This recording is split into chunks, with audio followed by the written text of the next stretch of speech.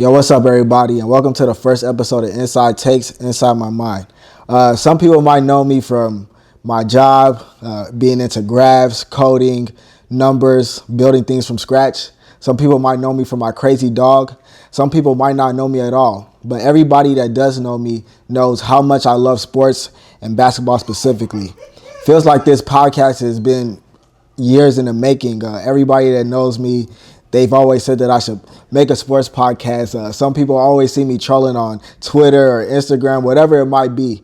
I'm always open to dialogue and talking sports. So I'm very happy to bring this podcast to you guys finally, and let's get this show on the road. Welcome to this first segment, Power Rankings and two of the best games that I've seen so far up until this point in the season. In this segment, I'm basically going to give you my top 5 teams in the NBA right now and the 2 best games that I've seen so far. So right now, I'm going to give you my power rankings. At number 1, of course, I got the OKC Thunder. They're right now sitting at 15-1. Shai Gilgeous, SGA, having a hell of a season once again, averaging 32, 5, and 6 on 53% shooting. And then also in this segment, what I want to do is, we all know about the Jalen Williams, Chet Holmgren, even Isaiah Hartenstein. But what I want to do is give you guys a look at some of the players you might not know about, that you might not hear about. On the OKC side, I want to give a big shout out to AJ Mitchell. Last year was his rookie year. He didn't play a lot due to injury and due to OKC just having a stacked roster. But this year, he's showing how valuable he is to the team. He's averaging 17 points, 4 rebounds, 4 assists. And, he's playing amazing, shooting 36% from the three-point line. He's playing really great. OKC is top 5 in offense and defense. They just look like a juggernaut right now. And, it's going to be difficult to beat them. Number 2 in my power rankings, I got the Detroit Pistons. Right now, they're sitting at 13-2. And this team, they give me OKC vibes from 2 years ago. You got a big time star who's coming into his own, who came into his own last year. Now he's only getting greater. Cade is averaging 27 points, 5 rebounds, and 10 assists right now. The big thing for the Pistons, for me personally, is the emergence of Jalen Duren and how he's just elevated his game. This is like amazing. He's averaging 20 and 12 right now, and he's shooting 66% from the field. Earlier this week, he had 32 points and 12 rebounds on 12 of 13 from the field. That's just crazy. So he's played great this year. Detroit is sitting at 13-2. I had them in my Eastern Conference Finals this year, and it looks like they're headed that way. They're a top 5 defensive team. They're not that good. They're ranked 15 in points. But when you got a stacked team like that who plays together, they play great defense, you're going to be in games all the time. Also, they are really doing good at developing their players. Dennis Jenkins and Chaz Lanier. Chaz Lanier, who played for Tennessee last year, elite shooter. These are players that are getting real burn off of their bench, and they're contributing to the team. So shout out to Detroit. At number 3 in my power rankings, I got the Houston Rockets, of course. We got KD there playing excellent right now, averaging 25, 5, and 3 on 50% shooting. You got Şengün, who's averaging 23 points, 7 assists, and 11 rebounds right now. He's playing great. To me, Jabari Smith Jr. has elevated his game. If anybody knows me, they know that I call out a lot of things early on in the NBA season before it even happens. I already knew KD was getting traded to the Rockets before he got traded to the Rockets. But the main thing with me was I said the Rockets have to make sure that they keep Jabari Smith Jr., which they did. Jabari Smith is averaging 15 points and 6 rebounds right now, shooting 37% from three-point range. And it just seems like every 3 that he hits is a big shot, whether it's, to ice the game or whether it's to get the Rockets back in the game. But he's playing great right now. And then their offense right now is just elite. They're first in points, and then they're top 6 in defensive rating. So, this team is playing great. I do believe that they will need to get a point guard at some point. And in one of the later segments in this episode, I'm going to get to that. But I love what the Rockets are doing right now. Number 4, I got the Denver Nuggets. Denver looks really good right now. I love the offseason additions they made. Bruce Brown, even Cameron Johnson. Even though he's not really playing all that well yet, I know that he's going to come into his own. He's going to contribute to that team. Christian Braun is continuing to elevate. And then Jonas Valanciunas coming off the bench. You know, in past seasons, Denver really didn't have another big to give Jokic that rest and that burn that he needed. But this year, having Valanciunas come off the bench, he's been a huge get for them. Jokic is averaging 29 points, 13 rebounds, and 11 assists. I mean, that's just outrageous. The craziest part to me about all that is that he's shooting 67% from the field. Like, that's just video game shit. So Jokic is playing great right now. He just had 50, I believe it was 55, I believe, sometime last week. So he's just continuing to elevate his game on the offensive end. Aaron Gordon shooting, averaging 20 and 5. He's shooting 47% from the three-point line right now. Like, Aaron Gordon is shooting 47% from the from the three-point line. When he came into the league, he was not a shooter like that, but it's a testament to his hard work. And I love players who really work on their game. Like, you're gifted with these attributes and like this natural talent to be great. But to be in the league for a long time, you got to know how to work, and that's a testament to his hard work. Denver is second in offensive rating, and they're fourth in defensive rating, so they're playing great. Fifth in my power rankings, I was going back and forth between the Spurs and the Lakers. I ended up going with the Spurs, mainly due to the fact that Wemby has been out the past 3 games, and they are 3-0 without him. The Spurs look like a really good team. They have some really good wins on their resume also. Wemby, of course, averaging 26 points, 13 rebounds, 5 assists on 50% shooting. By far and away the best defender in the NBA. I think he's averaging like 3.5, 4 blocks right now. Stephon Castle, he's averaging 14 points, 8 assists, 6 rebounds. Getting better as we go. He's also out right now. But you insert De'Aaron Fox in there, and he's coming in, looked really good. He's had over 20 in about 3 of the 4 games that he's played this year. So the Spurs look really good. They look like a team that's definitely ready to go to the playoffs and take that next step. The 2 best games that I've seen so far this year, got to go with that OKC and Rockets game on opening night. I mean, that was a great game to welcome us into the NBA season. Şengün, of course, had 39 points, 11 rebounds, 7 assists in that game.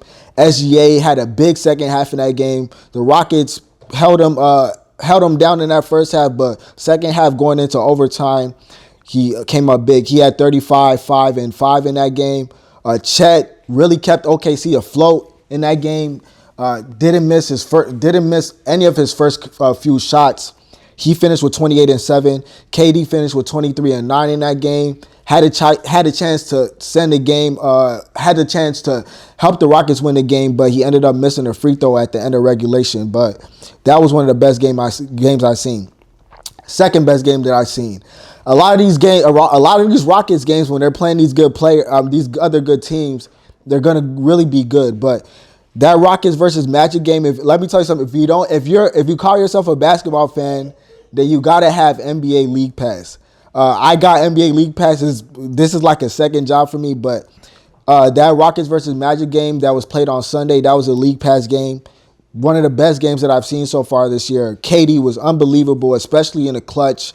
He had 35, 6, and 5 on 54% shooting. Şengün hit the shot off of a great pass by Amen to send the game into overtime.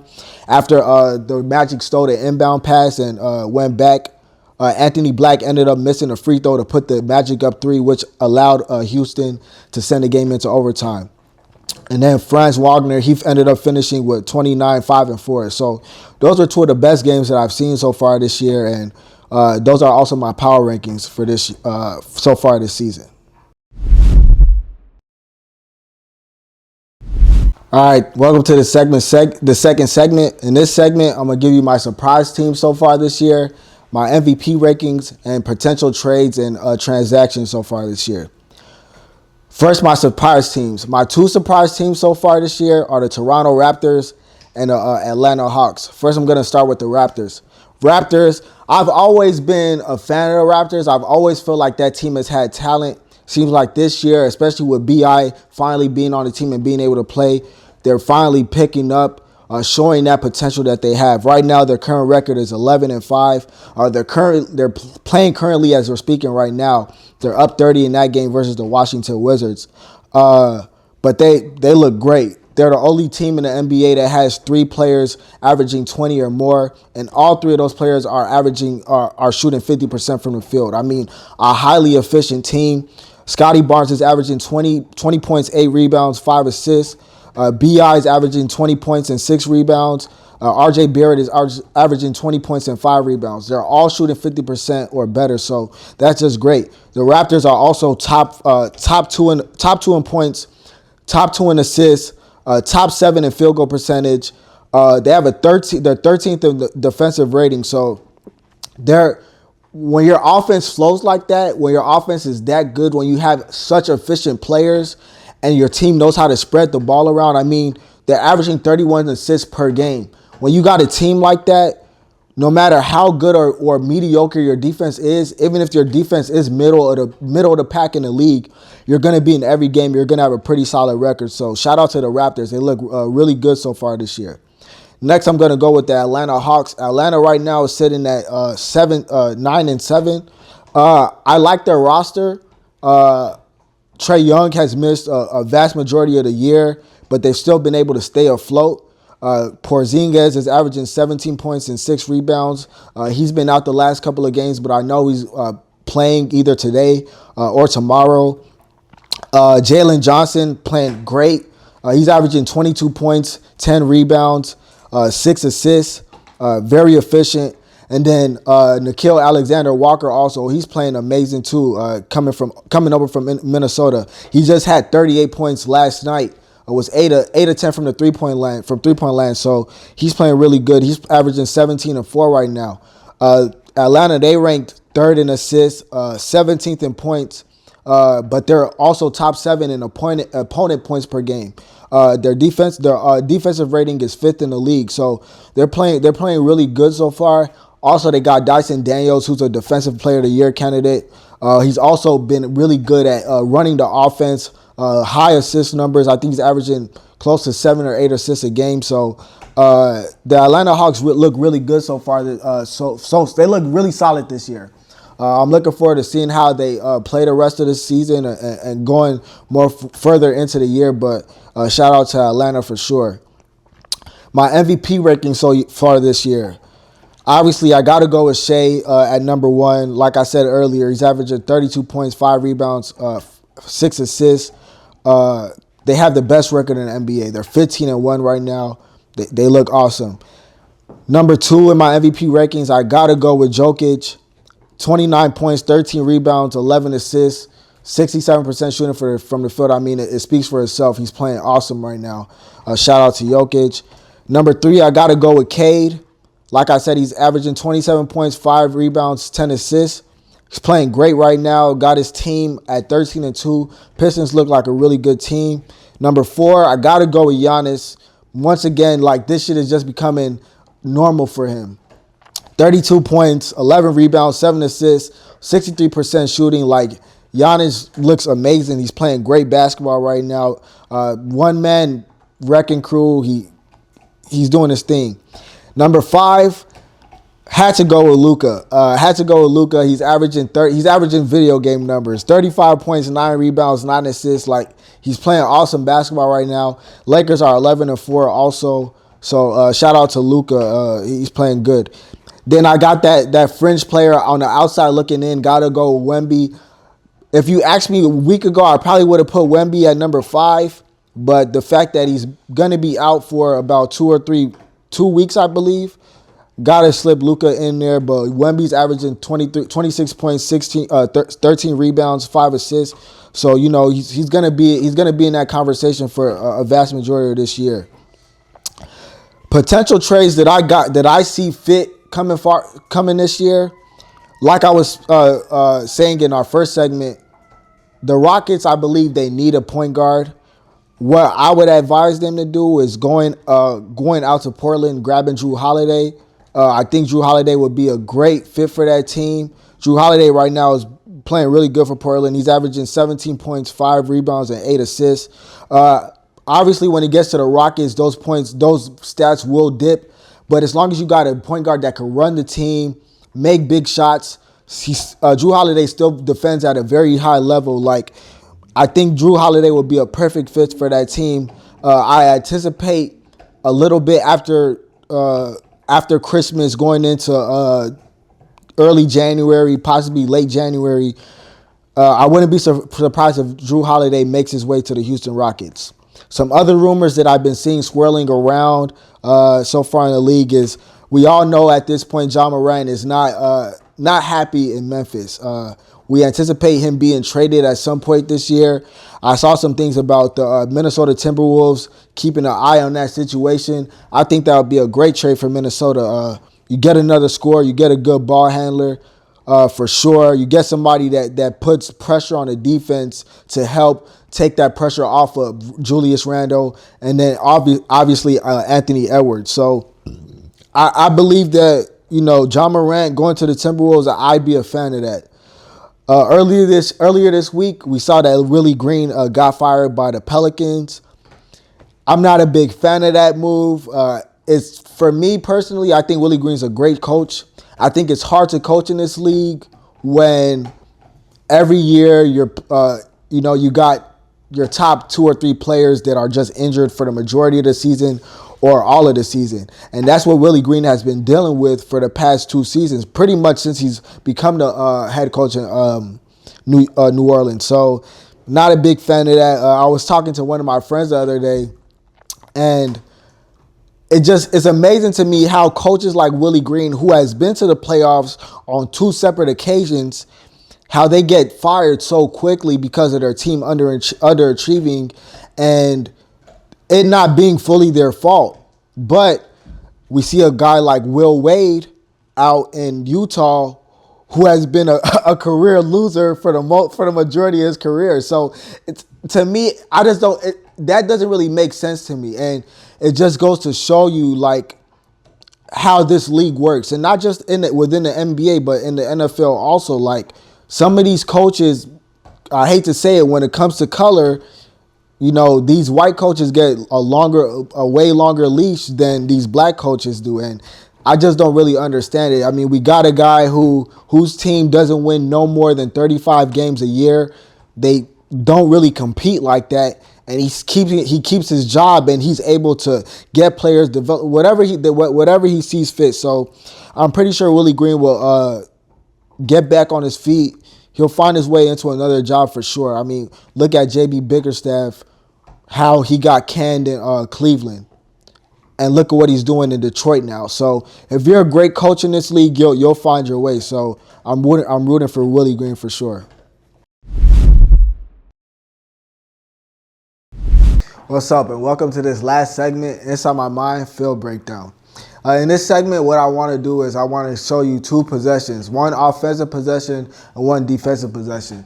Just some of the plays that I watch a lot of basketball, so I pick out a couple of plays that I really, really enjoy and kind of show you guys the plays, the details, what stood out to me watching these specific plays. This first play I got here came in the first week of the NBA season. I know you guys are thinking you picked a game with the Sixers and the Wizards. Yeah, well, that's what happens when you watch a lot of basketball. Within a game, you see a lot of sets, whether simple sets or complex sets, where you really, really like it. You enjoy how they're ran. And then with this specific play right here, because of the way the game was flowing, because of how Philly was down 19 in this game and they were able to come back, this play stood out to me because it was a ballsy play, but also it goes to show you what having a player like Tyrese Maxey could do for your team. So I'm going to go ahead and run it right now. So look, we got Tyrese Maxey bringing up the ball. I'm going to pause it right here. I want you to watch Quentin Grimes, and I want you to watch Bona right here as he comes up to set this screen. Watch where Quentin Grimes is. We got Tyrese Maxey just crossing half court. Quentin Grimes is still sitting on the logo. Bona's going to come up here, and I want you to see what this player that's guarding Bona, I want you to see what he's doing and who he's looking at on this play.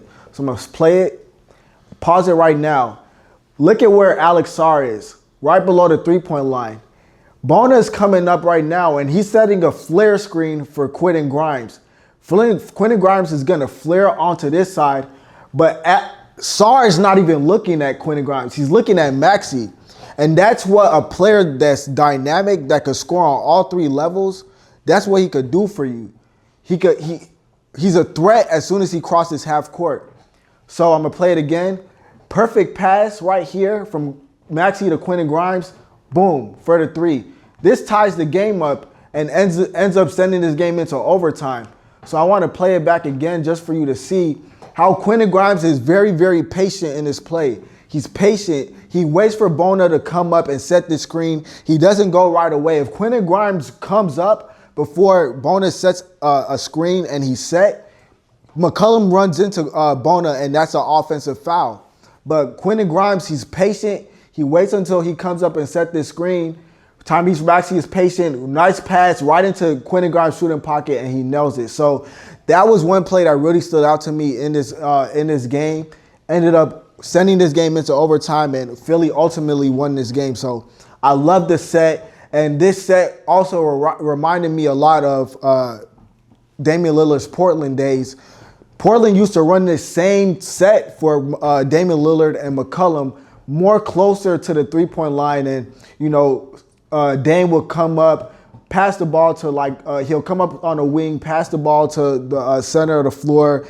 A big will come up and set a flare screen for Dame and go to the corner. And that was one of the sets that Portland ran at the beginning of every game. So this was kind of another similar, the same concept of a set, just more higher up on the floor. And it was a play that really stood out to me.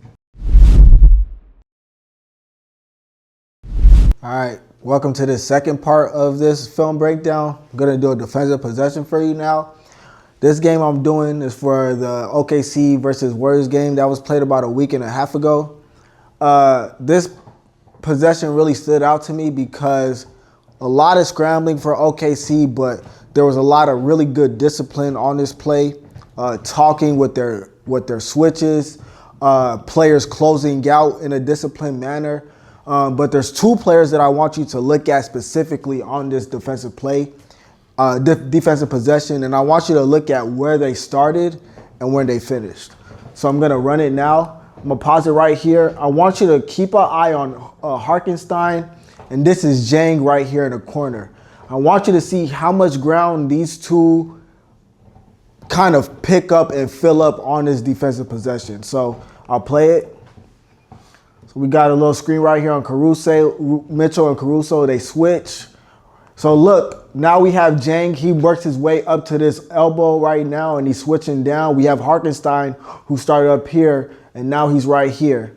I'm going to run it some more. Now we got both of these two players. Now look at, I pointed them out. Both of them come as Moody was cutting, and he drifts to this corner. Jang and Hartenstein are both there to contest Jimmy Butler. Holmgren comes, and he's right here to contest. And Hartenstein is right there again, quick on his feet with his discipline to come and contest Moody at the basket also. We get a pass. Look at A.J. Mitchell right here with a nice, clean closeout, staying on his feet. Not too reckless at all. He's staying on his feet also with his hand up because we have Quentin Post right here, who's a very good three-point shooter. He forces the drive. We got Caruso in help. We got Hartenstein in help right here. As Pods goes on a back door. And then we got Jang right there contesting Jimmy Butler. He shoots a shot that hits the side of the backboard. So like I said, I'm going to play it back again and just let the full possession play out for you all. But these two players, Hartenstein and Jang, a lot of movement. And there's a lot of movement with OKC in general.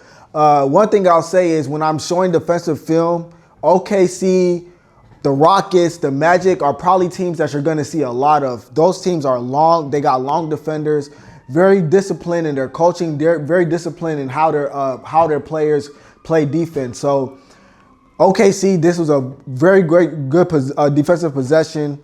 They ended up blowing the Warriors out in this game because they had a lot of defensive possessions, just like the one that I just showed you. So this is why they're as good as they are. So that was a play that really stuck out to me.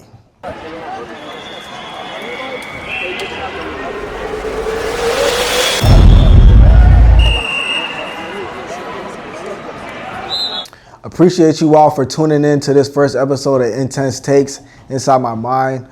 More episodes to come. Looking forward to seeing how the rest of this basketball season goes. And I'm going to have some football takes and some other stuff in there for you too. But appreciate the support and see you guys again next episode.